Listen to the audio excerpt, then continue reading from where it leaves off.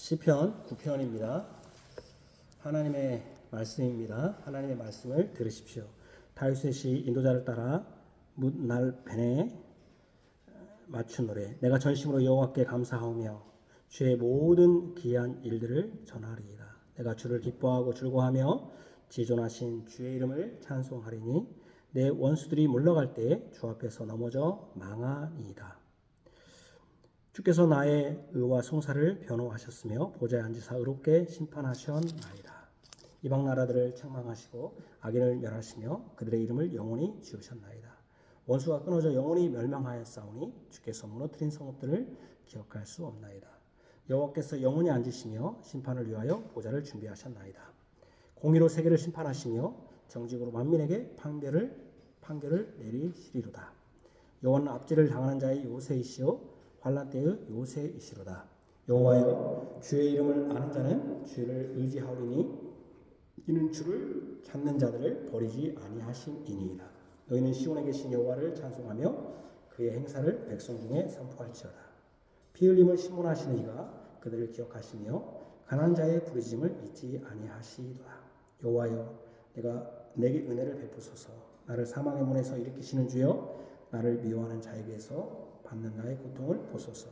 그리하시면 내가 주의 찬송을 다 전할 것이요 날 시온의 문에서 주의 구원을 기뻐하리이다.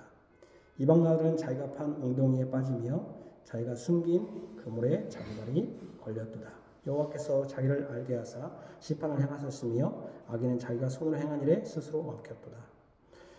악인들이 스올로 돌아가며 하나님을 잊어버린 모든 이방 나라들이 그리하리로다. 궁핍한 자가 항상 잊어버림을 당하지 아니하며 가난한 자들이 영원히 실망하지 아니하리로다. 여호와 일어나사 인생으로 승리를 얻지 못하게 하시며 이방 나라들이 주 앞에서 심판을 받게 하소서.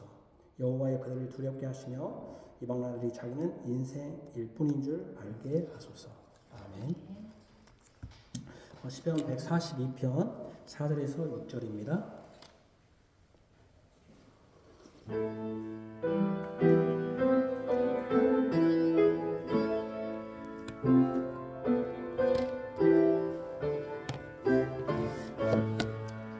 내가 주께 부르짖네. 주 나의 피난처시요 생존한 자들 땅에서 주 나의 등일이시네. 나의 부르짖음 들어 나 심히 비천합니다.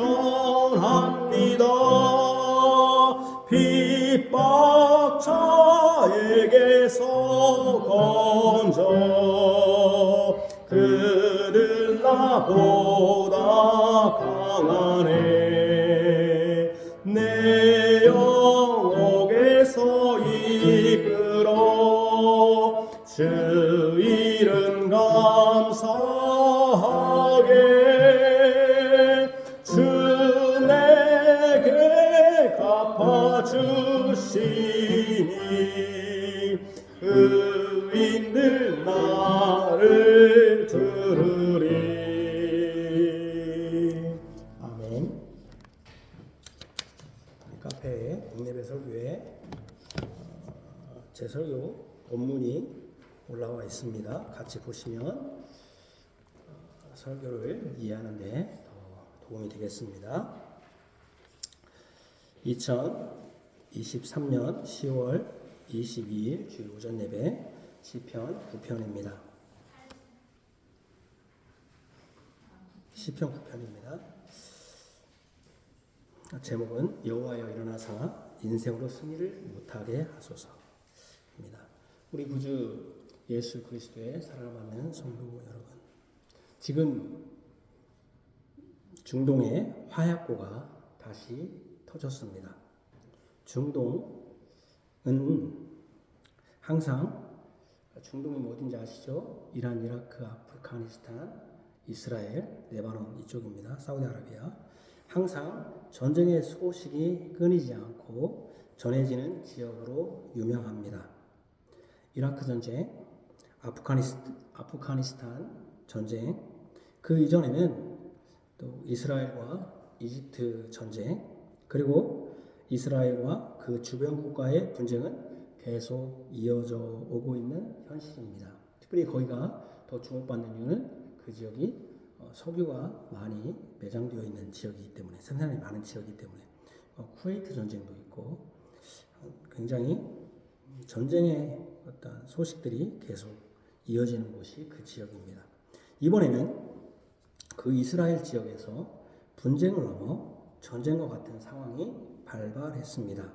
하늘을 볼 수 있는 감옥이라고 불리는 이스라엘 지역 내에 있는 가자지구라는 이 지역의 하마스, 정파라고 할 수도 있고 또 어떤 조직, 단체라고 할 수 있는 이 하마스라는 정권이 이스라엘에 전격적으로 기습으로 시작된 전쟁과 같은 상황입니다. 하마스는 이스라엘 한 정파로 오직 성전, 거룩한 전쟁이라죠. 지하드, 전쟁을 통해서만 자신들의 땅을 차지한 이스라엘을 몰아내고 그 지역을 다시 찾을 수 있다고 믿는 급진 이슬람주의자들입니다. 우리야 미국 편이고 또 미국이 이스라엘 편이니 이스라엘을 전적으로 지지합니다. 또 특별히 기독교인들은 이스라엘에 대한 굉장한 그런 깊은 어떤 그런 뜻을 갖고 있기 때문에 이스라엘, 또 팔레스타인 하면은 그 이스마엘 족속이고 이슬람이니까 당연히 이스라엘을 지지하는 것이 있습니다. 그러나 객관적으로 보면 가자지구, 그러니까 이스라엘 땅을 보면 가자지구가 있고 또 서안에 팔레스타인 또 그 정착 지역이 있는데 이 가자지구에 있는 그 팔레스타인들도 불쌍하기 그지 없습니다. 말 그대로 지붕이 없어서 하늘을 볼 수 있을 뿐이지 지붕이 하늘을 볼 수 있는 감옥이라고 명명할 정도로 불쌍합니다. 또 이스라엘 그 팔레스타인이라고 하는 제가 역사를 조금 얘기하면 우리야 이스라엘 땅이고 이스라엘 편이지만 사실은 팔레스타인 입장에서 보면 이스라엘은 우리 입장에 좀 어떻게 해석할지 모르지만 침략자죠. 왜냐하면 원래 이스라엘이라는 사람이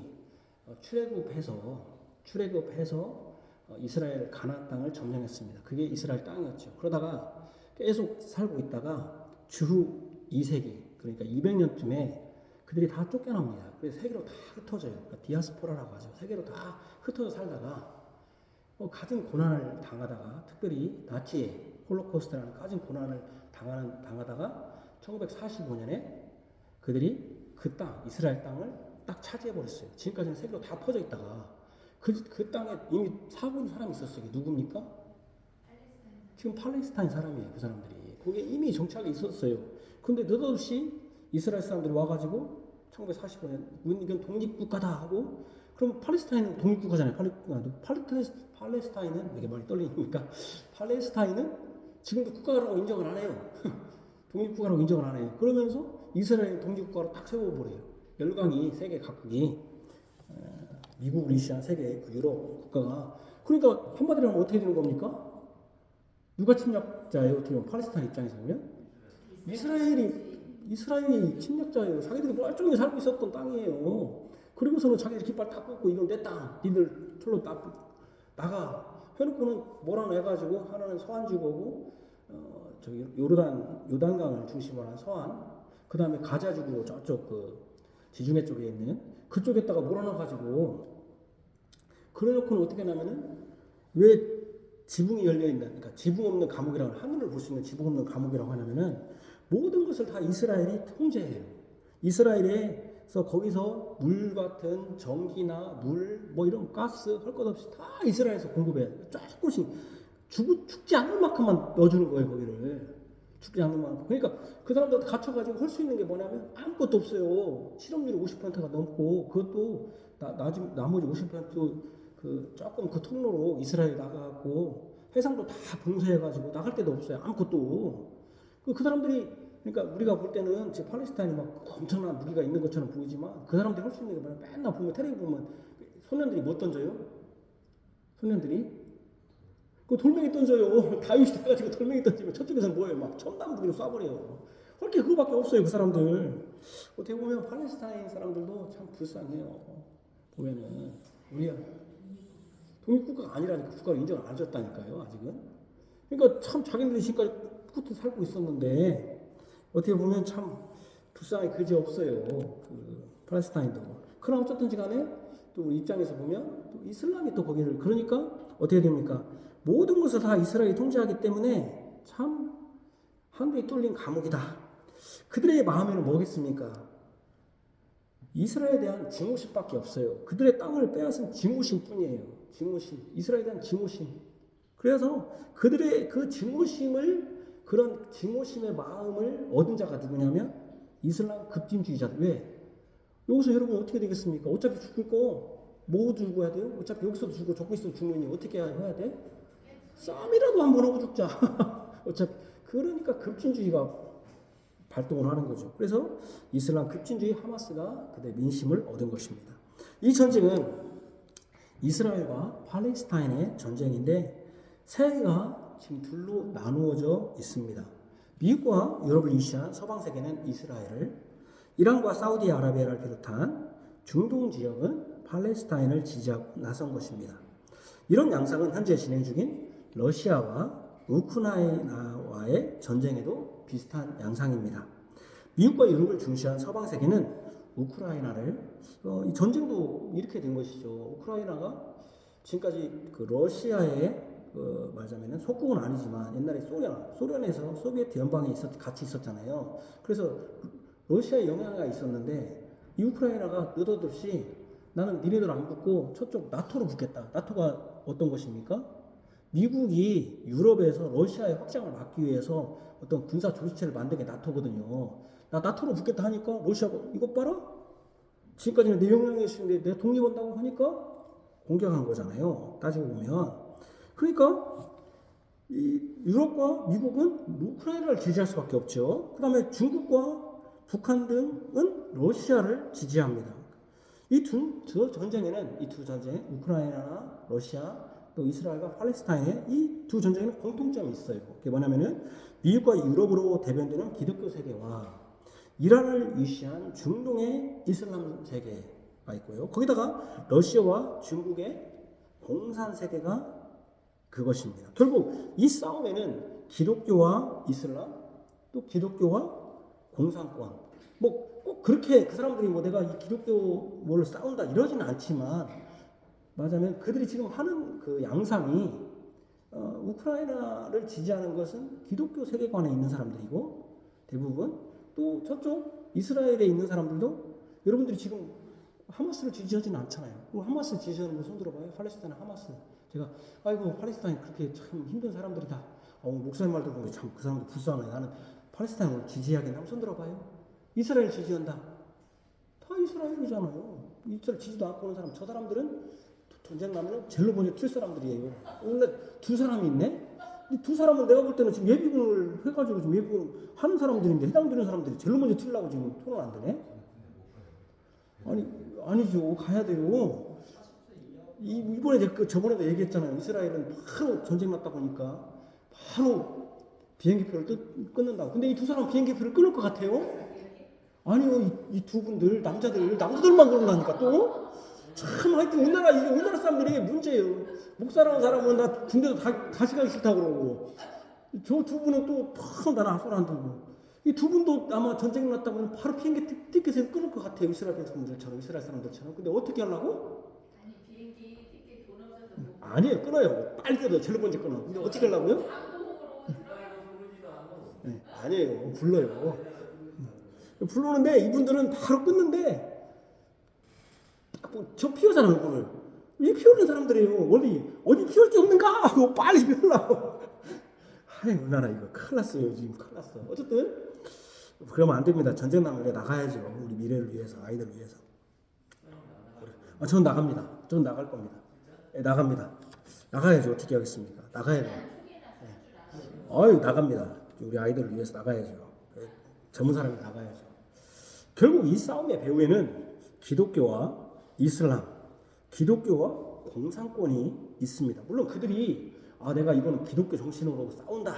나는 하나님의 영광을 싸운다. 그러기는 하지 않지만 그래서 그 사람들 맨날 하는 게 뭐예요? 지하드하고 성전, 거룩한 전쟁이다. 거룩한이라는 것은 종교적 용어잖아요. 종교로 붙여먹어야 사람들이 막 탁 일어나니까. 어쨌든 여전히 기독교와 그에 맞서는 세력 간의 영적 싸움이 진행되는 것입니다. 결국 이 두 세력 간의 영적 싸움에서 누가 승리하는가 하는 것도 영적인 측면에서는 우리가 간과할 수 없습니다. 오늘 시편 9편도 여호와께서 일어나셔서 인생들로, 그러니까 여호와와 인생을 비교했잖아요. 승리를 얻지 못하게 하시고 이방 나라들이 주 앞에서 심판을 받게 해달라는 기도입니다. 저는 오늘 본문으로 오늘 제목에 있는 것처럼 다음과 같은 제목과 내용으로 여호와여 일어나사 인생으로 승리를 얻지 못하게 하소서. 이방 나라들과 할긴들 여호와여 일어나서 인생으로 승리를 얻지 못하게 하소서. 예수님을 재판한 아기들이 자기 꾀에 빠짐이라는 제목과 내용으로 설교하고자 합니다. 시인은 우리 9편 1, 2절을 통해서 이 시가 하나님께 감사하며 찬송하는 내용임을 분명히 합니다. 거기다 19, 20절을 통해서 하나님께 감사하고 찬송함으로써 결국 얻게 될 것, 인생으로 승리를 얻지 못하게 하시고 여호와여 그들이 두렵게 하시며 이방 나라들이 인생뿐임을 얻게 하소서 하는 이런 얻게 될 것을 통해서 하나님께 감사하고 찬송함으로써 얻게 될 것을 위해서 간구합니다. 그러므로 시인은 찬송과 기도로 처음에는 찬송으로 시작했다가 나중에로 여호와 일어나소서라는 기도로 마치잖아요. 기도로 이 시의 시작과 마지막을 마칩니다. 하나님께 대한 찬송과 감사로부터 하나님께서 능력으로 일어나서 행하실 것을 간구합니다. 찬송과 기도가 별개가 아니라 찬송이 기도로 연결됩니다. 시인이 1편에 보면 전심으로 온 마음을 다해서 여호와께 감사합니다. 그 감사는 하나님이 행하신 모든 기이한 일, 놀라운 일이죠. 놀랍고 위대한 일들에서 비롯된 것입니다. 시인은 하나님의 놀라운 일을 전하고 싶어 안달입니다. 주님의 기이한 일을 전하는 것은 바로 주님을 기뻐하고 즐거워하며 지극히 존귀하신 하나님의 이름을 찬송하는 것으로 가능합니다. 그는 하나님의 기이한 일들을 전하면서 감사하지 않을 수 없으며 그것으로 주를 기뻐하고 즐거워하며 지존하신 주님의 이름을 찬송하지 않을 수 없습니다. 그것이 1절의 내용입니다. 내가 전심으로 여호와 감사하며 주의 모든 기이한 일들을 전하리이다. 내가 주를 기뻐하고 즐거워하며 지존하신 주의 이름을 찬송하리니 그랬습니다. 그러니까 그는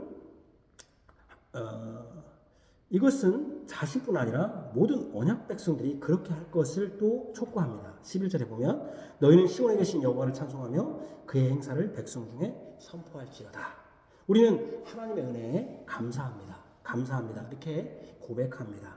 그렇다고 그것을 선포하며 감사하느냐 하면 개인적 고백에 멈추는 경우가 대부분입니다. 물론 간증한다고 하는 경우도 없지 않아 있습니다만은 물론 우리는 예배 중에 공동으로 모여 공예배라고 할 때 공은 공동의 예배 그런 뜻이죠. 공식적인 예배가 아니라 공동으로 모여 하나님이 행하신 일들을 듣고 공동으로 찬송하며 주님의 이름을 부릅니다. 그러나 그것을 백성 중에 선포해야 하는 일에는 게으를 때가 많습니다.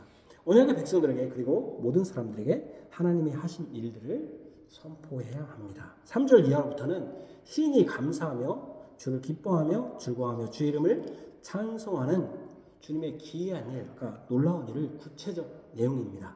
첫째는 무엇을 감사하면 원수로부터 구원과 자비를 베푸심에 대한 내용입니다. 원수들이 물러가는 것을 보고 원수들이 물러가요. 자신에게서. 그것이 자신의 능력에 기인한 것이 아니라 주님 앞에서 넘어져 망하는 것으로 이해합니다.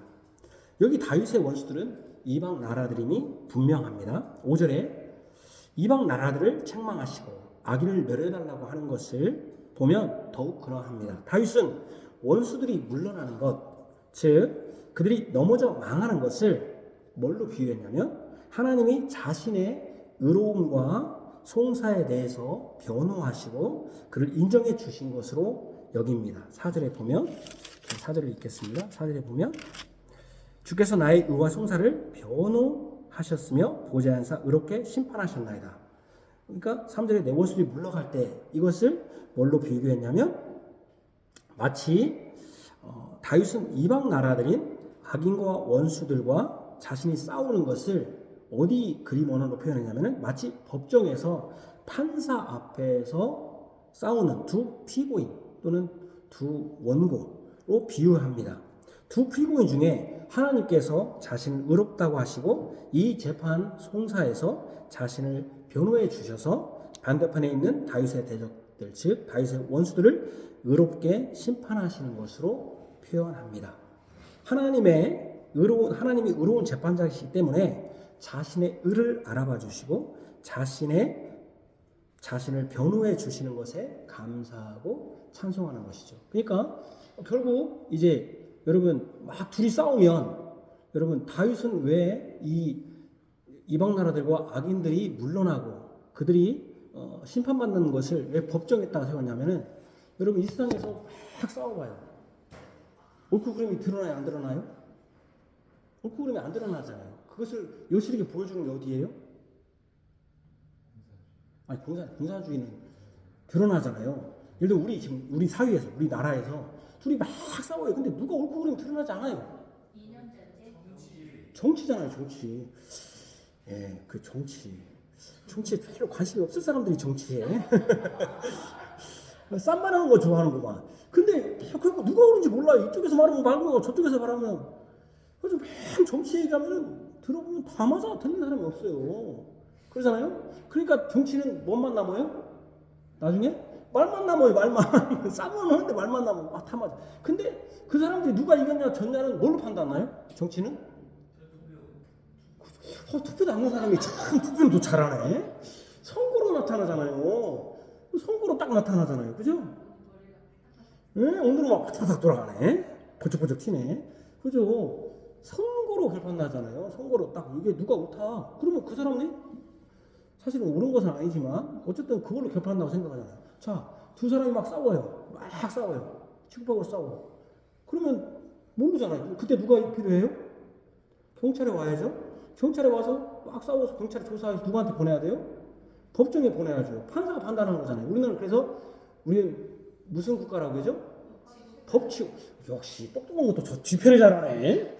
앞에는 그냥 범용 일반적으로 사용하는 상식을 아는 거고 저 뒤편이 조금 그래도 좀 전문용어 법치. 여부는 지금도 역시 학창시절의 모습을 그대로 유지하고 있어요.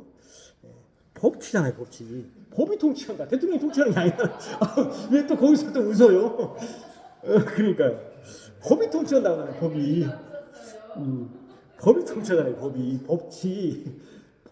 그래서 우리가 대통령이 통치하는 것처럼 법이 통치한다. 그래서 우리가 항상 다 법으로 판단하는 거잖아요. 그래서 대통령도 탄핵 헌법재판소에서 판단하는 거잖아요. 그러니까 지금 두 사람이 싸우고 있단 말이야. 악인과 다윗이, 우리 의인이 싸우고 있단 말이야. 그러면 막 싸우면 누가 이긴지 몰라죠. 그렇죠? 모르잖아요. 그때 진짜 재판장이 있어야 된다. 그 재판장이 누구다? 다윗은 하나님이다. 여호와 하나님이다 보는 거죠. 여호와 하나님이 내 의의 송사를 들어주셨다. 그 들어주신 것을 통해서 뭐라고 말해요? 하나님이 내 편이셨다.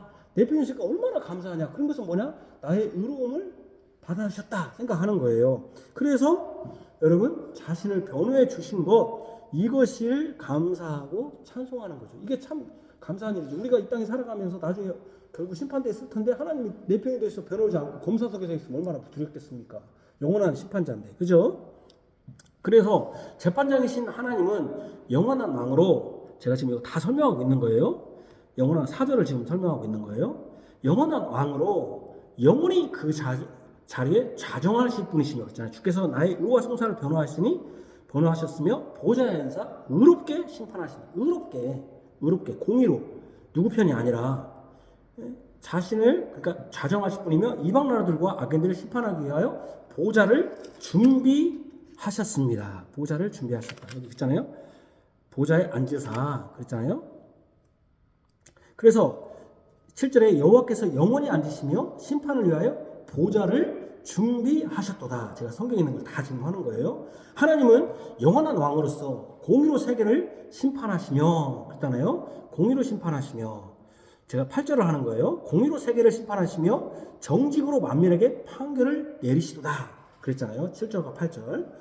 만민에게 판결을 내리시는 분입니다. 그래서 제가 7절 8절 읽으면 여호와께서 영원히 앉으시며, 영원히 앉았다는 것은 영원한 왕이시라는 거죠. 심판을 위하여 보좌를 준비하셨도다. 공의로 세계를 심판하시며 정직으로 만민에게 판결을 내리시도다. 우리나라 보면은 정권 바뀌면은 헌법변호사도 바뀌고 진보 보수가 바뀌고 또 재판도 다 바뀌잖아요. 근데 왜 그래요?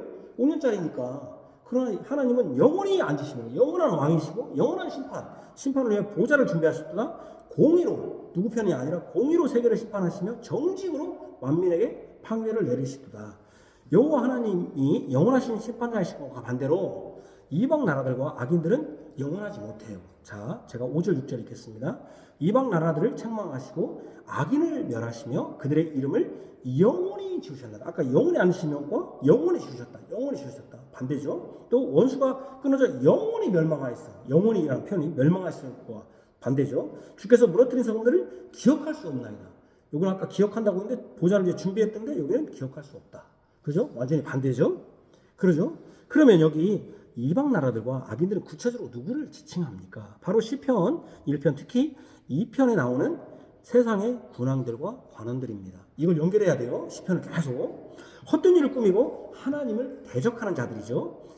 그러니까 이게 이제 세상의 군왕들과 관원들, 이게 이제 이방 나라들, 악인들이죠. 그들이 하는 짓이 뭐냐면은 여호와와 그의 기름 부음 받은 자를 대적하여 그들의 맨 것을 끊고 결박을 풀자. 독립선언을 하자는 거죠. 우린 독립선언은 안 됩니다. 우리는 의존하는 고백을 하잖아요. 독립하자. 그들이 악인들이고 그들은 바람에 나는 겨와 같은 헛된 것을 맺는 자들입니다. 복 있는 자에게서 피하지 않고 피한다는 건 뭐냐면 그에게 의지하지 않고 그분에게 어떤 환난이 왔을 때 요새로 피하지 않고 그들을 대적하는 자들. 결국 싸움은 복 있는 자이신 여호와와 그의 기름 부음 받은 자. 그게 누굽니까? 복 있는 자와 여호와 그의 기름 부은 자가 누구예요? 누구라고 했죠 제가? 예수님이라고 했잖아요. 예수님. 그 예수님을 대적하는 이방 나라들과 악인들의 싸움이죠.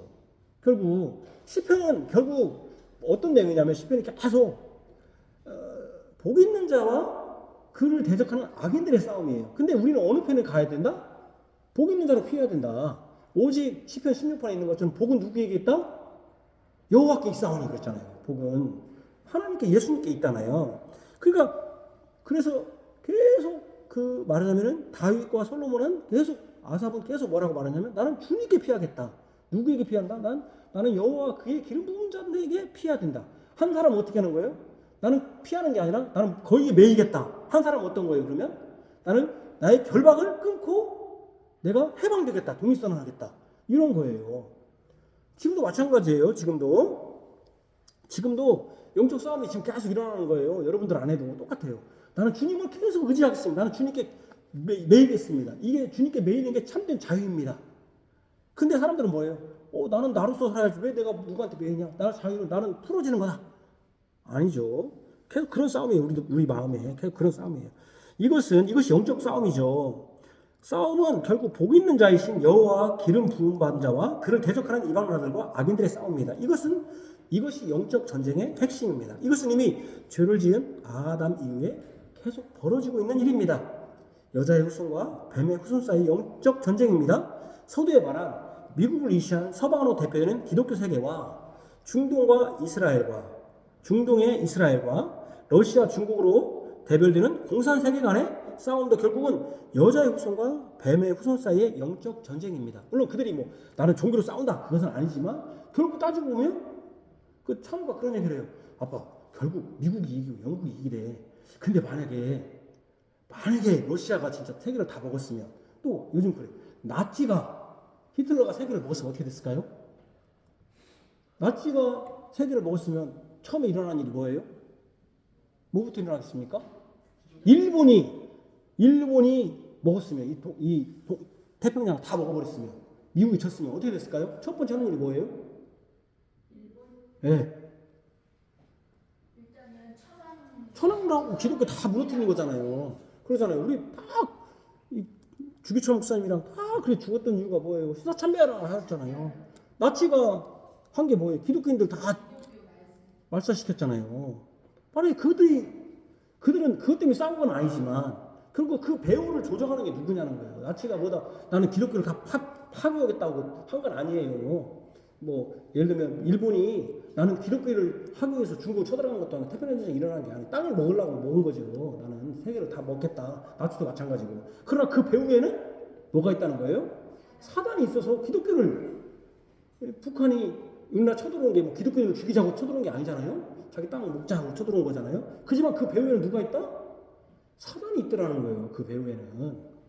그러니까 우리 아이가 말한 것처럼 만약에 히틀러가 나치가 또는 일본이 또는 러시아, 소련이 온 세계를 지배했다면 지금 어떻게 됐겠냔 말이에요. 지금. 근데 하나님이 이 영적 싸움에서 승리하게 하시잖아요. 옛날에 우리가 요즘 최근에 굉장히 두려웠던 존재가 어떤 존재였어요? 중동에서 어떤 사람이 굉장히 컸잖아요. 세력이. 빛나는 그 빈라덴을 유시해서 어떤 세력이 있었잖아요. I로 시작하는 ICBM. ICBM 북한에서 오는데 참 요즘 애들이 뭐라고요? I? 저렇게 공부 잘하는 사람이 저 ICBM 또 하면은 밑에 애들은 또 거기 따라가요. 아이씨 그 뭡니까? 잊어버렸잖아요. 정말 한 2, 3년 전에 3, 4, 5년 전에 굉장히 두려웠던 존재였는데 잊어버렸잖아요. 예? IS였잖아요. IS 이슬람 국가를 세우자고 굉장히 그랬잖아요. IS가. 그러니까 우리가 막 저 커지면 어떻게 했나. 근데 IS 쪼그라들었잖아요. 어디 갔냐. 이번에 또 전쟁이 일어나니까 IS가 조금 막 일어나려고 한대요. 이번 그 틈을 타서. 그러니까 어쨌든 간에 그들이 뭐 기독교를 부시자고 한 건 아니지만 결국 그 배후 세력에는 우리가 그거 볼 줄 알아야 돼요. 결국 여자의 후손과 뱀의 후손 사이에 영적 전쟁이라는 거예요. 사실. 거기다가 동남아는 불교와 여러 종파들, 우리나라는 유교라든지 여러 토속 종교들이 기독교와 싸우는. 그러니까 여러분들이 뭐 참 그러잖아요. 다른 거 많은데 뭐 천주교도 그렇고 불교도 그렇고 자기 동교들끼리는 싸움 안 해요. 근데 꼭 누구는 욕해요? 기독교는 욕해요. 우리 어떤 목사님 말 맞다로 왜 우리는 세상한테 이렇게 잘해주는데 이거 주차장도 내주고 다 내주는데 왜 그들은 우리를 싫어하는지 모르겠다고. 영적 싸움이에요. 그게 사단이 그렇게 뒤에서 그렇게 하는 거예요. 결국은 그들은 이방 나라와 악인들에 속해서 주 앞에서 넘어져 망하게 될 것입니다. 그들은 결국 영원하신 하나님의 심판대 앞에 설 것입니다. 그들의 종교나 종파가 오랜 세월 지속되어 사람들로 하여금 영원한 진리가 있는 듯 속였지만, 그렇죠. 사람들이 그렇게 말하죠. 야, 불교가 진리니까 이렇게 오래 있는 거야. 이슬람도 얼마나 오래됐습니까? 세계에서 가장 큰 종교가 어딘지 아십니까? 기독교라는 거예요. 기독교는 막 짬뽕이에요. 천주교도 동양 정교회도 다 기독교로 해요. 그 다음에 어딘지 아십니까? 이슬람이래요. 그 다음에 불교, 힌두교 이렇게 가겠죠. 그렇게 많아요. 막 계속 나니까. 어쨌든 오랜 세월 동안 그들이 지속돼. 이슬람도 굉장히 오랜 세월 동안, 불교도 굉장히 오랜 세월 동안, 기독교만 오랜 세월이 아니잖아요. 그러니까 영원히 이렇게 오래되니까 진리인 듯이 해가지고 속여요. 결국 영원하신 하나님 앞에 그들도 설 것입니다. 그래서 그들의 이름이 영원히 사라지고 영원히 멸망받을 것입니다. 우리는 항상 이 영적 싸움에 예민해야 됩니다. 우리의 영적 싸움, 우리가 죄를 안 짓는 것도 우리가 죄를 안 지어야겠다, 죄를 지어서는 안 되겠다라는 이런 영적 싸움도 예민해야지만 이 세상을 보는 세상이 지금 어떻게 돌아가고 있는가 이것도 봐야 돼요. 이 영적 싸움. 지금 특별히 우리 한국의 정치, 특별히 지금 우리 한국 정치에서 여러분들이 뭐 누가 정권자냐, 진보가 정권자냐, 우리는 뭐 민주당 이쪽 정권이니까 호남이니까 민주당 정권자냐. 물론 이것도 여러분들의 관심사일 수 있어요. 그러나 요즘 우리 기독교 영적 싸움에서 관심 가져야 할 게 뭐예요? 우리의 본문에 없지만 원문에 없지만 뭐예요, 여러분? 뭐예요? 성소수자들. 차별금지법. 차별을 금지한다는 건 좋은 얘기가 나쁜 얘기예요? 좋은 얘기죠. 왜냐하면 인종, 성별 또는 어떤 국가, 요즘 우리가 여러 사람 들어오잖아요. 국가 또 이런 것으로 남녀노소 이런 것으로 차별하지 말자. 뭐 장애인이라고 우리가 건강 유무에 따라 차별하지 말자. 좋은 얘기잖아요. 그죠? 차별하면 안 돼요. 우리는 건강에 안 좋다고 그래서 또는 다른 국적에 그다음에 이 컬러 이 스킨, 이 피부 색깔로 차별하면 안 돼요. 근데 그건 다 좋은 얘기예요. 근데 그거 다 하나 바뀌었어요. 이게 뭐예요? 성소수자도 차별하지 말자. 여러분, 성소수자 그러면 여러분 제가 어떤 나는 엄마를 사랑해. 엄마하고 나는 관계하고 싶어. 나 소수자네. 나는 유아, 애기하고 나는 관계하고 싶어. 나 소수자네. 다 소수자지 그렇게 얘기하면은 1% 때문에 여러분 1% 때문에 99%가 말하지 않는 게 이게 정상입니까? 근데 그 차별적인 누가 하고 있는지 제가 부끄러워요. 옛날에 제가 정의당 지금 옛날엔 정의당이 아니었고 정의당 대한 좋은 자고 찍었었어요. 제가 20대 때. 그 교회 목사님들이 그래서 내가 섬기고 싶어요. 난 진보가 좋은 줄 알았어요 그때. 그 찍었다니까요. 근데 그들이 하는 것들이 뭐냐면은 지금 국회의원 중에 한 여성 국회의원은 여기 팔찌를 무지개 끼고 다니고 누군지 아실 거예요. 이런 것을 우리가 지금 세금 내서 하고 있다고요. 이 기독교가 이건 정말로 우리 대형교회 목사님들이 뭐 제가 대형교회 이렇게 뭐 좋다고는 않지만은 그래도 그분들의 지명도가 영향력이 있어서 이 1인 피켓이 나는 반대한다 하는 거는 참 우리가 격려해 줘야 되고 여러분들도 할 수만 있으면 1인 피켓으로 나타나더라도 나는 그거 반대한다. 그럼 우리 아이들이 만약에 그렇게 되면 어떻게 되겠습니까? 그렇게 되면 안 됩니다. 어쨌든 이런 영적 싸움에 우리가 분별을 해야 됩니다. 우리는 항상 영적 싸움에 예민해야 됩니다. 영적 싸움은 혈과 육으로 싸울 수 없습니다. 신무기로 되지 않습니다. 이 싸움은 성령과 사단의 싸움입니다. 우리는 이미 이 전투에서 승리를 맛보았습니다. 단 사탄은 우리에게 두려움을 줄 뿐입니다. 불안하게 하고 시험하고 유혹합니다. 자신들의 강함을 드러내려 합니다. 하지만 분명히 아십시오. 이 싸움은 이미 여자의 후손인 예수님으로 말미암아 승리가 확정되었습니다. 사단은 더 이상 승리하지 못합니다. 그럼에도 불구하고 그들은 마지막까지 오늘 사람처럼 삼킬 자를 찾으며 그들의 강함을 드러냄으로써 하나님의 나라와 교회와 그 성도를 넘어뜨리고 대적하려 합니다. 그때 우리는 힘으로는 그들에게 약한 것처럼 보입니다. 그들에게 우리는 가난한 자와 같습니다. 그들은 여러 모양으로 우리를 압제하고 여러 환난으로 우리를 괴롭힙니다. 9절이죠. 여호와는 압제당하는 자, 우리는 압제당을 합니다. 지금도 세계 여러 지역에서 얼마나 많은 기독교가 이슬람이나 힌두교, 불교와 공산 정권에 의해서 불태워지며 학살과 피습으로 죽임을 당합니까? 그들은 그렇게 함으로써 기독교 하나님을 조롱하면서 자신들이 더 위대하며 더 강하다고 하면서 하나님은 존재하지도 않고 힘도 없고 자신의 백성을 구하지도 못하는 헛된 신이라며 조롱하지 않습니까? 이슬람의 신앙 고백은 간단해요. 딱 한마디예요. 그게 뭔지 아십니까? 이슬람의 신앙 고백 뭔지 아십니까? 신은 위대하다. 신은 위대하다. 그 신은 뭐예요? 알라잖아요. 신은 위대하다는 게 신앙 고백이 딱 한 줄이에요. 그게. 신은 위대하다. 그 신은 그 사람 죽으면 죽여놓고는 기독교인들 죽이고 세계 서방세계 죽이면 딱 하는 말이에요. 신은 위대하다. 그 영적 싸움이죠. 예. 자기들이 자기들의 신이 하나님보다 더 위대한 것처럼 그렇게 하는 것이죠. 그들 앞에 교인은 다윗 때와 마찬가지로 지금도 여전히 피 흘리며 신음하고 있습니다. 12절 피 흘림을 신문하시니가 그들을 기억하시며 가난한 자들의 부르짖음을 잊지 않는다. 지금도 우리는 가난합니다. 그리고 신음합니다. 여전히 피 흘립니다. 그러나 우리는 육은 죽여도 영혼은 죽이지 못하는 그들을 두려워하면 안 됩니다. 우리는 영과 육신을 심판하시는 영원한 하나님을 두려워해야 됩니다. 우리는 그들 앞에서 압제당하는 자들이며 가난한 자들입니다. 그러나 압제자와 가난한 자들을 외면하지 않으시는 영원한 재판장이신 하나님이 우리의 요새이시며 우리의 부르짖음을 외면하지 않는다는 이 사실을 기억해야 됩니다. 9절 여호와여 주의 이름을 아는 자는 주를 의지하오리니 이는 주를 찾는 자들을 버리지 아니하시니이다. 12절 피 흘림을 심문하시는 이가 그들을 기억하시며 가난한 자의 부르짖음을 잊지 아니하시리로다. 이 영적 싸움의 사망의 문에서 건질 자, 나를 미워하는 자들에게서 받는 고통에서 구원할 자가 누구입니까? 바로 영원한 재판장이며 영원한 왕이시며 영원한 구원자이신 우리와 언약한 여호와 하나님입니다. 13절 여호와여 내게 은혜를 베푸셔서 나를 사망의 문에서 일으키시는지요 나를 미워하는 자에게서 받는 나의 고통을 보소서 그랬습니다. 하나님을 대적하여 원수로 행하는 이방 나라들과 악인들은 결국 바람에 나는 개와 같이 심판을 견디지 못할 것이며 철장으로 그들이 깨트려져 질그릇같이 부서질 것입니다. 이 시편 9절에도 그것을 분명히 합니다. 제가 15, 17절 읽겠습니다.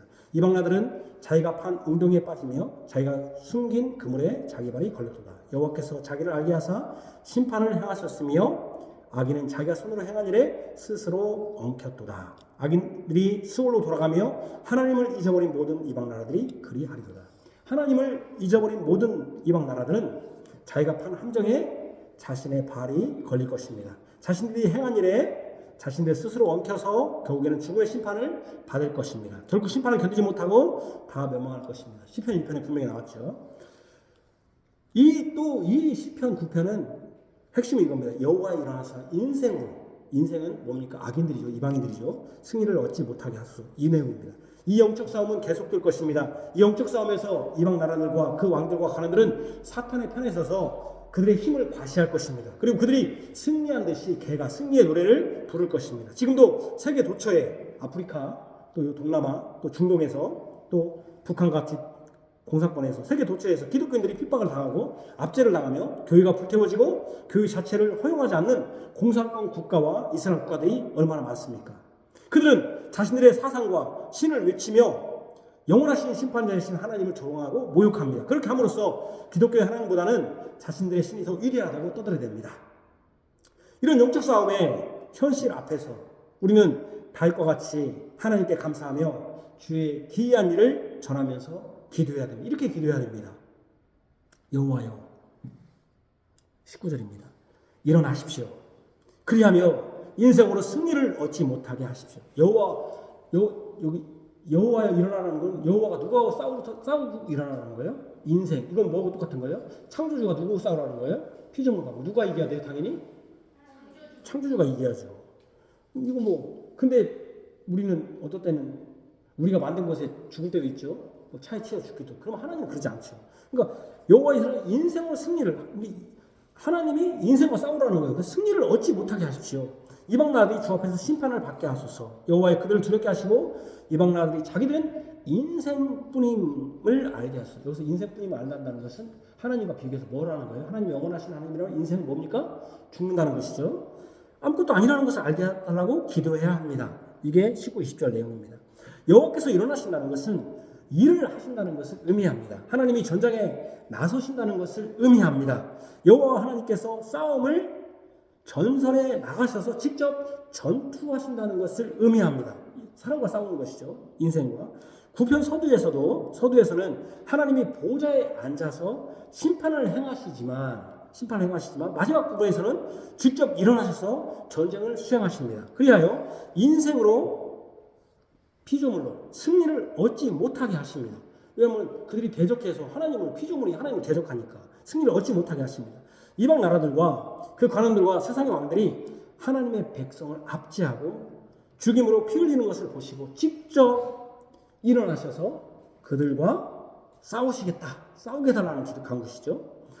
그래서 시편 3편 6절 8절 우리가 읽은 것처럼 제가 읽겠습니다. 천만이 나를 애워싸 진친다 하여도 나는 두려워하지 아니하리라. 여기 여호와 일어나소서라는 표현이 있어요. 여호와여 일어나소서. 나의 하나님이여 나를 구원하소서. 주께서 나의 모든 원수의 뺨을 치시며 악인의 일을 꺾으셨나이다. 구원은 여호와께 있사오니 주의 복을 주의 백성에게 내리소서. 여기 뭐라고 했습니까? 여호와 일어나소서. 시편 3편에 보면 천만이 나를 진친다 하여도 나를 두려워하지 아니하니라. 지금 전쟁 중에 있죠. 천만이 나를 둘러섰어요. 그죠? 여호와여 일어나소서. 나의 하나님의 나를 구원하소서. 여기서 일어나는 건 뭡니까? 천만이 지셨으니 어떻게 합니까? 일어나서 나를 위해 싸우시옵시오. 그래서 원수의 뺨을 치시며 악인의 일을 꺾으소서. 일어나소서. 또 시편 7편에 일어나소서 표현이 있어요. 여호와여 진노로 일어나사 내 대적들의 노를 바라시며 막으시며 나를 위하여 깨우소. 주께서 심판을 명령하셨나이다. 여기서 보면 대적의 노를 막으시며, 여기서 일어난다는 표현이 똑같은 표현이잖아요. 어떻게 사용된 겁니까? 싸우는 것이죠. 전쟁이 일어나서 싸우는 것으로 표현했습니다. 그죠? 근데요, 또 뿐만 아니라 여호와 일어난다는 표현을 요한계시록 보면은 이렇게 표현했습니다. 백마를 타고 오시는 싸우는 게 아니라 심판주로서 또 표현했어요. 제가 요한계시록 19장 11절에 보면 또 내가 하늘이 열린 것을 보니 보라 백마와 그것을 탄 자가 있으니 그 이름은 충신과 진실이라. 그가 공의로 심판하며 싸우더라 그랬습니다. 여기 심판하여 싸우더라. 열 것은 백마와 그것을 탄 자, 타려면 일어나야지 않겠습니까? 그러니까 그 이름은 충신과 진실이라 그가 공의로, 여기가 공의로 심판한다고 했잖아요. 공의로 심판하는 것이 뭐하고 똑같아요? 싸우더라. 심판하는 것이 싸우는 것과 똑같습니다. 여기 싸우는 것과 심판하는 것을 같이 놓았습니다. 그러니까 시편 9편 서두에 보좌에 앉아 심판하는 것과 마지막에 일어나서 싸우시는 것은 뭐예요? 심판의 연장선입니다. 심판하시기 위해서 싸우셔서 이기시어 그들을 심판하십니다. 그렇죠? 여러분, 전쟁에서 승리하면은 승리한 자가 판결을 내리는 거죠. 항상 승리한 자가 역사는 누구에 의해서 쓰여져요? 승리한 자로 의해서 쓰여지잖아요. 그러니까 싸워서 일어나셔서 싸워서 승리했기 때문에 심판하는 거예요. 이렇게 가는 거죠. 이런 맥락으로. 그래서 여호와 일어나셔서 하는 것은 뭡니까? 하나님이 싸우셔서 승리하셔서 이생대로 승리를 못하게 하시고 그래서 그들을 공의로 심판하십시오. 정직으로 심판하십시오. 그런 뜻이죠.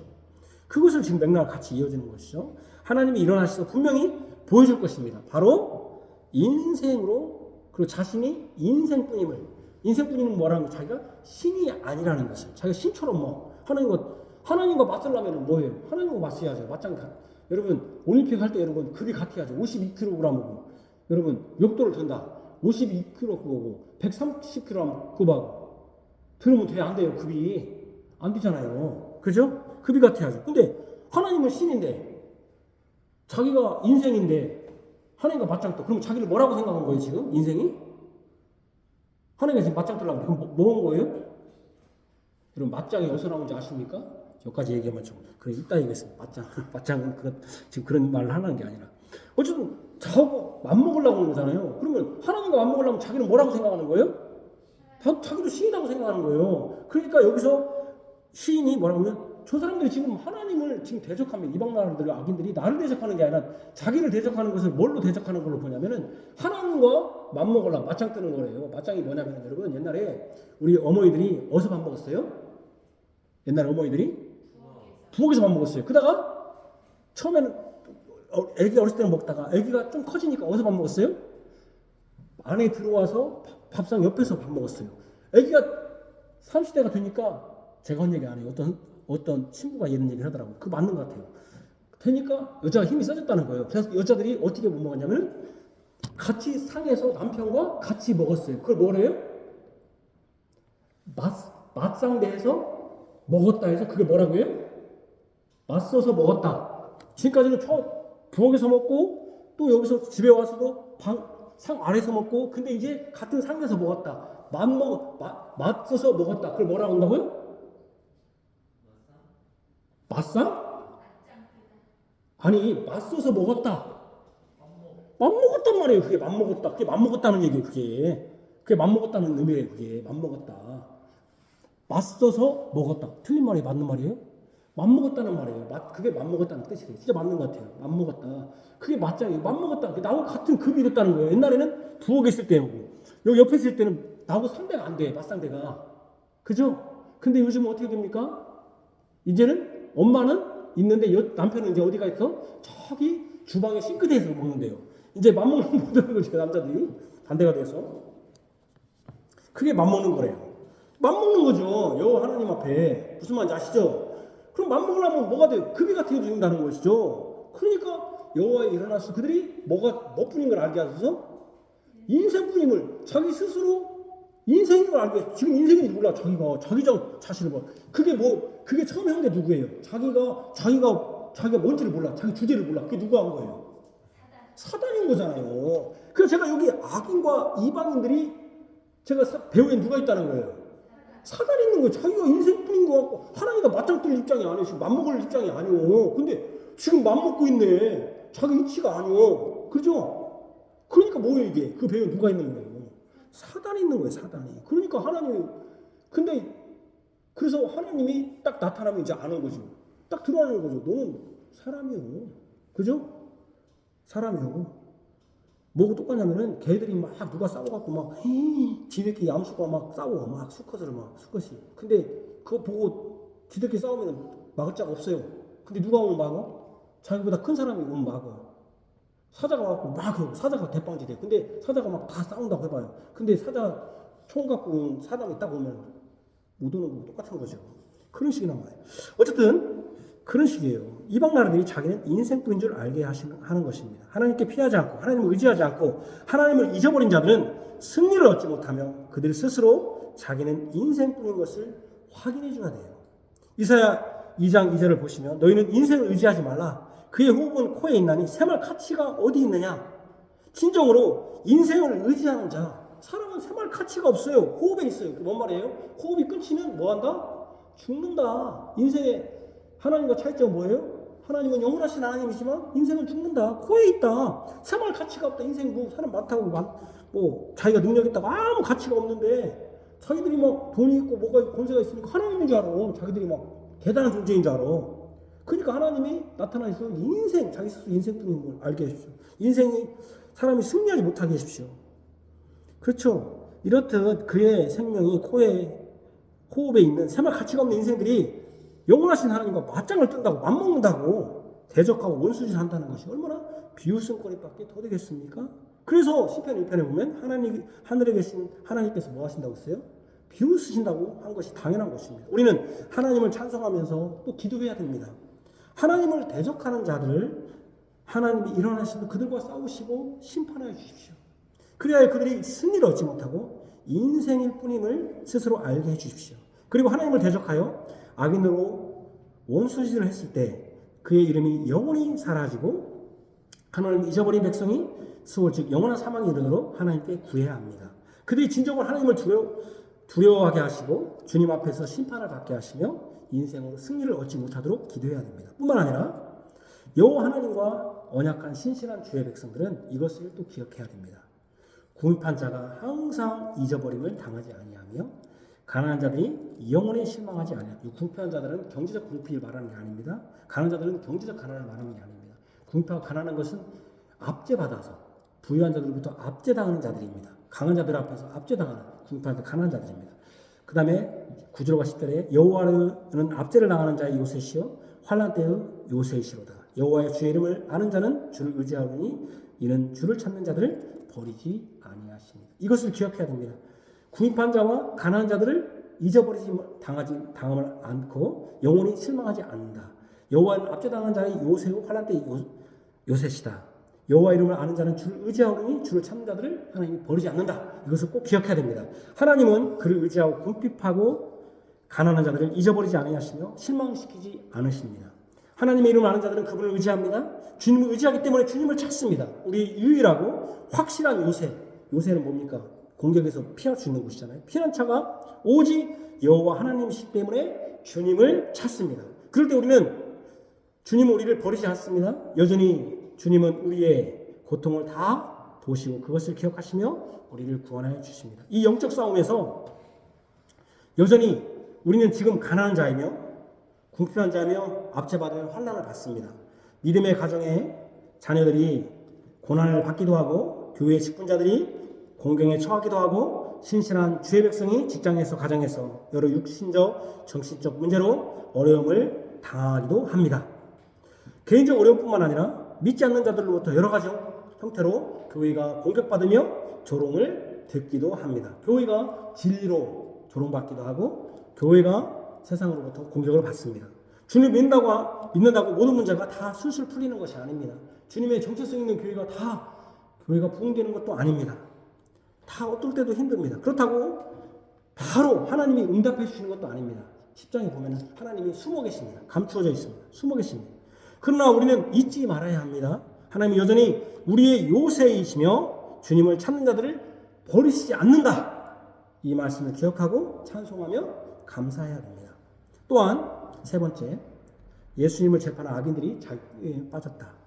이방인들과 여러분 그 악인들은 그러면 어떻게 됩니까? 9장에 보면 제가 어디 있냐면 15절에 보면 이방 나라들은 자기가 판 웅덩이에 빠지며 자기가 숨긴 그물에 자기 발에 걸렸도다 그랬습니다. 여호와께서 그 다음에 몇 절입니까?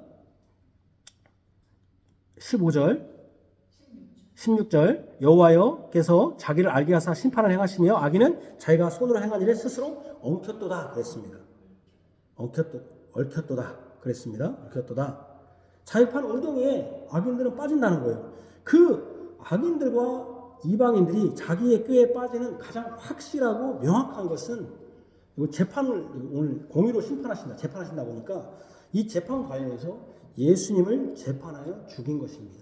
이것이 확실합니다.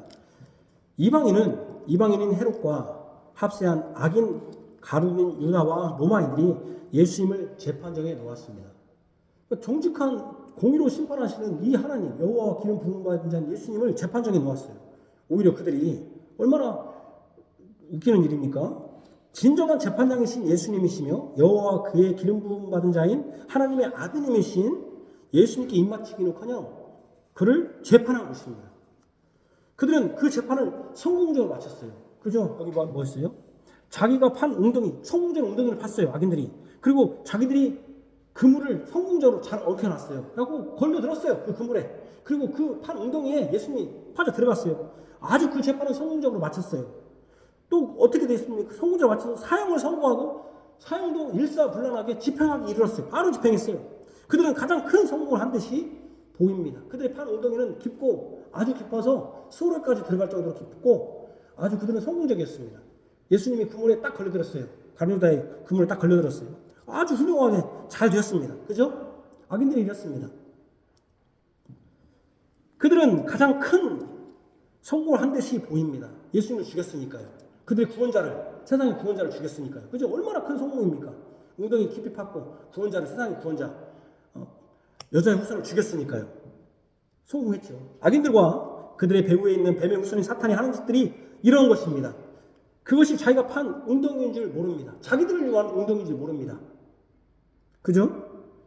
그 웅덩이에 자신이 빠지고 자신들이 숨긴 그물에 자신들의 발이 걸릴 줄은 모르고 쾌재를 불렀습니다. 쾌가를 불렀습니다. 야, 예수 나 죽였다. 진실로 악인들은 자기가 손으로 행한 일에 스스로 엉켜서 헤어나오지를 못하는데 그걸 모르는 겁니다. 이 예수님의 죽음은 사실은 자신들이 만든 웅덩이고 자신들이 얽혀맨 그물일 뿐입니다. 예수님만 제거하면 자신의 세상이 될 줄 알았습니다. 사단이 드디어 승리한 줄 알았습니다. 사단이 정말로 사단의 우리를 두렵게 하는 사망이 승리하는 줄 알았습니다. 온 세상을 사망의 권세로 지배할 줄 알았습니다. 그런데 그것이 사망을 이기는 첫 열매가 된다는 것을 잊었습니다. 아까 여기 잊어버렸다고 했잖아요. 잊어버림이요 그랬잖아요. 그들은 예수님이 분명히 말했잖아요. 죽으신 후에 뭐가 됐다? 3일에 살아난다는 말씀. 그들은 3일에 살아난다는 말씀을 잃어버렸습니다. 이 부활이 사망을 이기고 사단의 권세를 허무는 첫 열매요. 사단의 머리를 깨는 순간인 것을 몰랐습니다. 그들은 웅덩이의 팔, 또 그물을 놓을 것만 생각했지 그 그물이 결국은 자신을 빠뜨리고 자신을 엉겨맬 줄 몰랐습니다. 모르는 것이죠. 악인들은 자신들이 스스로 판 재판과 죽이는 것이 오히려 결국은 자신들의 영원한 심판과 영원한 사망의 출발점이라는 것을 몰랐습니다. 그런 여호와 하나님 앞에 예수님 앞에 무엇일 뿐입니까? 그들은 인생일 뿐입니다. 인생일 뿐이라는 건 뭡니까? 그들은 뭘 뿐이라는 거예요? 사단도 뭘 뿐이에요? 하나님 앞에서 예수님 앞에서는 피조물일 뿐이라는 거예요. 제 인생이라는 것은 피조물이라는 뜻이에요. 피조물일 뿐이에요. 절대로 승리를 얻지 못하는 인생일 뿐이에요. 그들을 두렵게 하시며 이방 나라들이 자기는 인생뿐임을 알게 하듯이 사단도 피조물일 뿐이고 승리를 얻지 못하는 인생일 뿐이에요.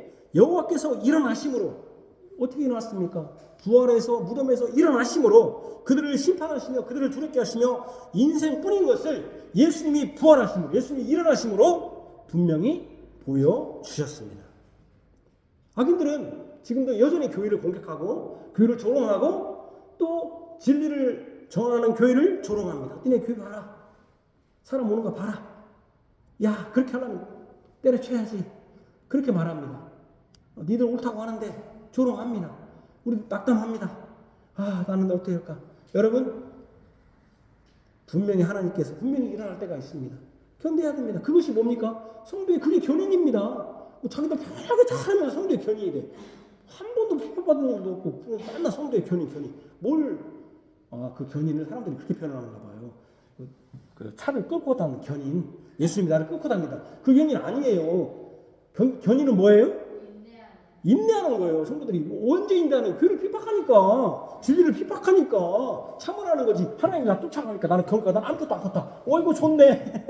나는 주님이 그냥 끌고 가면 끝나갑니다. 그런 할 것이 없죠. 하나님 다 한다는데 나는 견인은 굴견인이 아니에요. 참는다는 게 참을인자예요. 참을인. 퍼서비어런스.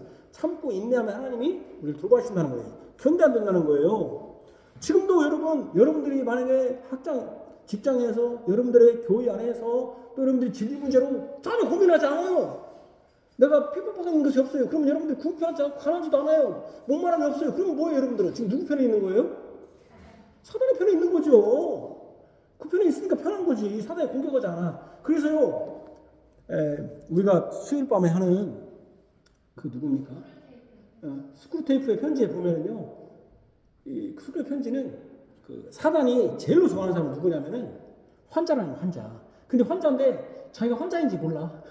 맨날 환자였어. 항상 환자였어. 어떤 환자냐면 이 병은 고칠 수 없는 병이요. 만성이요. 그 사람은 기대도 안 해. 그 사람은 관리 안 된다는 거예요. 어떤 사람은 관리하는지 아십니까? 이 사단이? 어떤 사람 관리하고 있어요? 정훈아? 교회 안에 환자들이 많다는 거예요. 근데 이 환자는 환자인지 몰라. 만성이라 맨날 환자라. 아이고 나는 뭐 좀 그렇게 살아. 그러면 사단은 그 사람을 관리 안 된다는 거예요. 그럼 제일 좋아해 그 사람을. 근데 어떤 사람은 환자인데 어떤 사람은 불안해. 귀가 얇다니까. 귀 얇지 당연히. 어떤 사람은 제일로 두려워하겠습니까? 잘 봐봐. 국어인데. 아이고 내가 병이 들었네. 깨닫는 거예요. 갑자기 말씀을 듣고. 말씀을 들어 아무 생각 없어. 뭐 저 사람 뭐 뺐나 하는 소리, 뭐 나야 뭐 뺐나 뭐 듣는 소리, 교회가 뭐 뺐나 하는 소리, 교회가 밥이나 먹고 오늘 뭐 빨리 끝나면 좋지, 뭐 뺐나 하는 소리, 뭐 예수님 맨날 예수님 얘기하는 소리 괜찮아, 맨날 괜찮아. 진짜 제일 좋다는 거야. 교회 사단은 제일 좋아하는 사람들은 교회 안 나온 사람보다 교회 나온 사람을 더 좋아해.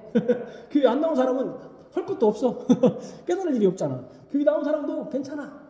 다 나와 괜찮아. 근데 자기가 병인지 몰라. 말씀을 들어도 아무 생각 없어. 근데 어떤 사람? 이 사람이 갑자기 말씀을 듣고 갑자기 내가 이거 병 걸렸네? 몰라? 아니네? 갑자기 비상사태. 비상사태. 그걸 못하기 위해서 간호사는 항상 공급을 해줘. 그걸 못 깨닫나 봐. 병원의 간호사, 의사들은 항상 공급을 해줘. 너는 환자가 아니다. 이거 먹고 살 수 있다. 이거 안 먹고 살아야 되는데. 너 이거 먹으면 살 수 있다. 안 먹고 살아야 되는데. 우리가 지금 그렇게 하지 않는가 한번 생각해 봐야 된다는 거예요. 지금도 여전히 세상의 방식으로 여전히 교회는 지금도 교회를 멸시하고 또 하나님의 종과 말씀을 멸시하며 또 교회로 세상으로 방식으로 살아가는 자들을 여전히 목격해요. 그게 환자들. 하나님의 진리보다는 세상의 철학과 사상과 욕망을 더 쫓아갑니다. 그것들이 자신들을 구원해 줄 것으로 여기는 자들이 교회 안에 무수히 많아요. 스크루테이프 편지에 말하는 환자들이에요. 환자들. 여전히 그것들이 자신들의 삶을 풍요롭게 할 뿐 아니라 내세에서도 영생을 누리게 할 것으로 여깁니다. 그러나 분명히 아십시오. 세상을 살아가는 것은 하나님을 미워하는 것입니다. 세상과 하나님을 겸하여 섬길 수 없습니다. 우리는 주의 이름을 아는 자들입니다. 그 주의 이름을 아는 자들은 10절에 그렇기에 오직 주님을 의지해야 됩니다. 아는 자들은 주님을 의지하오리니 그랬잖아요. 의지해야 됩니다. 그리고 주님을 찾아야 됩니다. 아는 자들은 주님을 어떻게 합니까? 의지하는 자들이고 그게 의지하는 자들이 주님을 아는 자지. 주님을 하나도 알지 못해요. 에? 그러면 그건 의지하지 않아요. 그럼 주님을 아는 자가 아니죠. 주님을 찾아야 돼요. 에? 오직 주님께 감사하며 전심으로 여호와 하나님을 찬양해야 됩니다. 여러분들은 얼마나 하나님을 찬송합니까? 여러분들의 입술에 찬송이 있습니까? 우리가 시편을 지금 배우고 있는데 찬송이 있습니까? 여러분들의 입술에 감사가 얼마나 있습니까? 여러분들의 마음에 하나님의 위대하신 일을 증거하고 선포자하며 그것을 얼마나 실천하고 있습니까? 여러분 주변에 있는 믿지 않는 자들의 성공과 번성을 보면서 그것은 그들에게 웅덩이가 되며 그물이 된다고 여기며 그들을 부러워하지 않으며 하나님을 온전히 의지하고 있습니까? 여러분들이 직장에서 집으로 돌아와 그 시간에 무엇을 하십니까? 성경과 찬송이 없고 기도가 없다면 여러분들은 주님을 의지하는 자가 아니며 주님을 찾는 자가 아닙니다. 결국 여러분들은 주님을 아는 자가 아닙니다. 여러분들 한번 생각해 보세요. 우리는 주일만 모이기 때문에 얼마나 시간이 많습니까? 그때 무엇 하는지 보십시오. 여러분이 찬송을 합니까? 여러분들 그래, 나 복음성 안 하니까 10번 찬송 어려워. 왜 어렵습니까? 복음성가가 쉬운 것은 여러분들이 많이 듣고 많이 불러서 쉬운 거예요. 여러분들 트로트가 쉬운 것은 여러분들 많이 부르잖아요. 얼마든지 부를 수 있습니다. 성경이 어려운 것은 성경 읽지 않으니까 어려운 것이죠. 제가 여러분들에게 이 지금 카페에 원문을 올리는 것도 우리가 어떤 분을 전도하기 위해서 그렇지만 우리 교인들이 한 번 더 읽어봐라. 안 읽습니다. 그럼 여러분들은 성경도 안 읽고 어떻게 해보는 겁니까? 환자가 아닌가 싶어요. 근데 환자인지 몰라요. 여러분들 잘 생각해 보십시오. 여러분 자신을 한번 성찰해 보십시오. 만약 여러분들이 이런 사람이라면 여러분들은 계속적으로 여러분들이 스스로 빠진 웅덩이를 계속 파는 것이죠. 세상에서 계속 여러분들이 성공을 해요. 근데 그것은 사실 따지고 보면 다 웅덩이라는 거예요. 그리고 여러분들은 여러분들의 얼굴에 그늘을 치고 있는 것이다. 얼마나 억울합니까? 우리는 분명히 우리가 행한 일에 대한 심판의 자리가 있습니다. 그때 나는 예수님을 안다고 계속 주장을 올릴 수 있습니다. 아까 스크롤 테이프에 나온 것처럼 나 환자 의사의 처방을 계속 받았어요. 계속 받았어요. 우길 수 있습니다. 나는 좋은 자리 앞자리 앉혔습니다. 우길 수 있습니다. 그러나 주님은 나는 너를 도무지 알지 못한다고 할 수도 있습니다. 예수님은 사람의 속생각과 우리의 모든 행동거지들을 다 하시며 공의와 정직으로 만민을 심판하실 것이기 때문입니다. 우리는 악인들과 믿지 않는 이방인들이 흉악하는 것을 부러워할 것이 아니라 그들은 그들의 함정과 그물을 더 만들고 있다는 것을 알아야 합니다. 그들이 결국 자신들이 인생뿐인 것을 알게 해 주실 것을 기도해야 합니다. 그리고 우리는 의인이 흥화하고 악인들이 멸망하기를 기도해야 합니다. 주님의 교회와 나라는 흥화하고 그것을 대적하는 것들은 다 멸망하기를 기도해야 됩니다. 우리는 기도해야 됩니다. 여호와여 일어나사 인생으로 승리를 얻지 못하게 하시며 이방 나라들이 주 앞에서 심판을 받게 하옵소서. 아멘. 기도하겠습니다. 하나님 아버지 주께 찬송하고 감사합니다. 주님께서 공의로 정직으로 심판하실 것입니다. 악인들과 이방인 편에 서지 아니하고 의인들 편에 설 것입니다.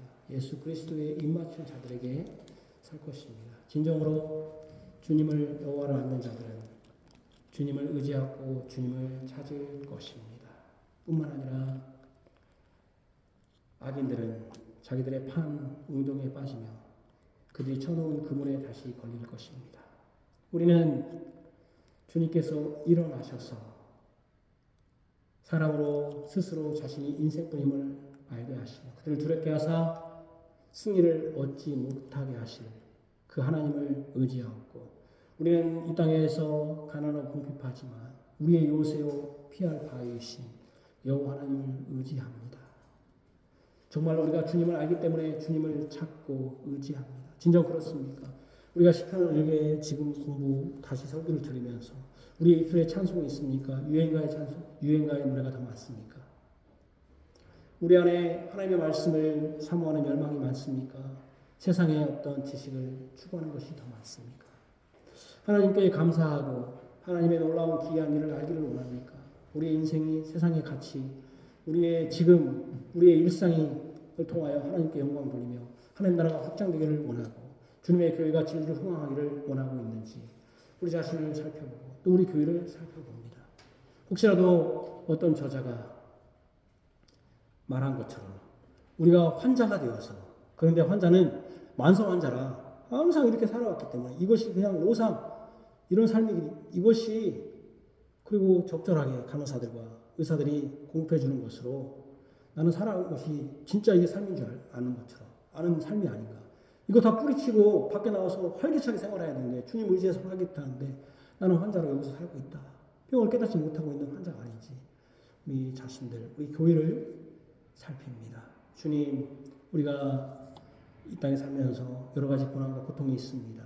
또 교회를 진리를 가운데서 정체성을 한다고 하더라도 주님께 주님의 사람들이 모이지 않습니다. 그때 우리는 실망하고 우리 낙담하고 싶습니다. 하나님은 숨어 계시고 응답하지 않는 것처럼 보입니다. 그럴지라도 우리는 우리의 요새시며 우리의 구원이시며 우리의 피할 분은 오직 우리의 복은 하나님께 있음을 고백하고 그분을 의지하고 찾기를 원하고 주님을 찬송하고 감사하기를 원합니다. 특별히 이 가을 추수의 계절에 더욱더 하나님께 감사하게 하시고 하나님을 기뻐하게 하시며 하나님의 놀라운 행정을 찬양하게 하옵소서. 예수님 이름으로 기도합니다. 아멘.